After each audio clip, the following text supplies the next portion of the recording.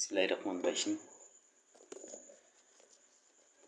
এর আগে বলছিলাম যে নামাজ কেন পড়ে, নামাজ পড়ার উদ্দেশ্য কী। নামাজ পড়লে আসলে এই সাদা আলো মানুষের ভিতরে, শরীরের ভিতরে ঢোকে, যা মানুষের সুখ শান্তি সমৃদ্ধি এবং অর্থ সম্পদ বয়ে আনে, এবং সেটা সঠিক এবং সঠিক পন্থায় এবং ধর্মীয় বিধিবিধান অনুযায়ী কোরআন মোতাবেক মানুষের শরীরের ভিতরে এক ধরনের পাওয়ার বা শক্তি সেটা সঞ্চালন হয়, অথবা ঢোকে অথবা ভরে।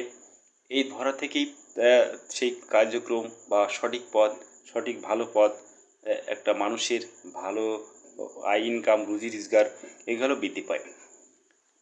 এবং এখন যেমন রোজার মাস, রোজা রাখলে কি হয়, রোজা রাখলে সেম একই অবস্থা।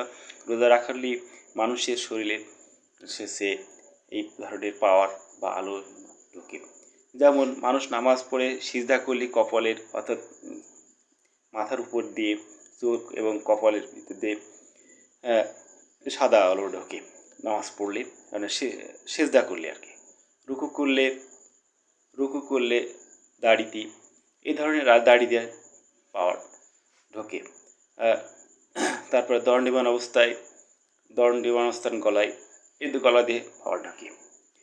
ঠিক সেম রোজা রাখলে মানুষের শরীরের এই যে আল্লাহ সর্বত্র বিরাজমান এই সাদা আলো মানুষের ভিতরে ঢোকে। যেমন রোজা রাখলে মানুষের বগলের নিচে দিয়ে এই পাওয়ার বা আলো ঢোকে। জাকাত করলে এভাবে শরীরে পাওয়ার ঢোকে। দান করা ফরজ, দান করলেও শরীরে পাওয়ার ঢোকে। রোজা রাখা ফরজ, পাওয়ার ঢোকে। জাকাত করলে, ফিতরা করলে, এইগুলো যে ফরজ কাজগুলো পালন করলে মানুষের শরীরে আলো বা ঢোকে। এই ঢোকা থেকে মানুষের অর্থ সম্পদ বৃদ্ধি পায়, মানুষের সুখ শান্তি বৃদ্ধি পায়। এখন মানুষ অনেকে আছে বিভিন্ন পন্থায় মানুষ এই পাওয়ার বা আলো নেয়। এখন সাদা আলো বলতে, সাদা আলো একটা সর্বমোট আল্লাহর আলো, আল্লাহর আলো, বাকি সবগুলোই আলো। কিন্তু এই সাদা আলো ভেঙে বা বাস্ট করলে বিভিন্ন ধরনের আলো বের হয়, লাল, নীল, হলুদ, সবুজ, বেগুনি। এই আলোর এক একটা জিনিসের এক একটা কার্যক্রম, কিন্তু সম্মিলিতভাবে আল্লাহর যেটা আলোটা মানুষের শরীর ঢোকে, এটা হচ্ছে উত্তম আলো। এটা এসেছে ধর্মীয় বিধিবিধান নীতি অনুযায়ী, যা মানুষের কোনো ক্ষতিকর করে না। অন্যান্য আলো আছে, মানুষ অন্যান্য আলো বা পাওয়ার ধরে, লাইট ধরে, সেইগুলো মানুষের জন্য এই অকল্যাণকর, দেশ জাতি এই প্ল্যানেটের জন্যও ক্ষতিকর।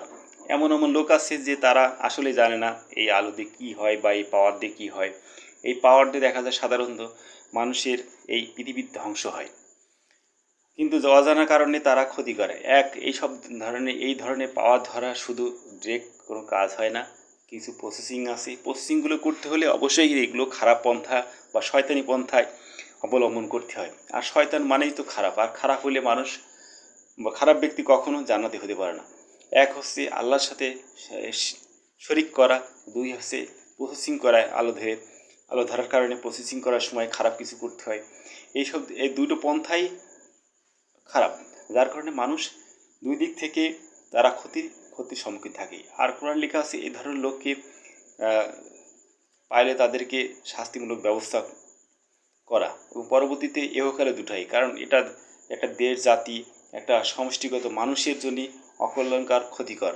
তাই সাধারণত যারা এই ধরনের আলো বা পাওয়ার বা নিতে নেয়, বা তারা এসব পথ থেকে সরে আসা, এবং তাদের থেকে তারা এগুলো জানা উচিত, এবং এইসব আলো ধরা থেকে, পাওয়ার ধরা থেকে বিরত থাকা।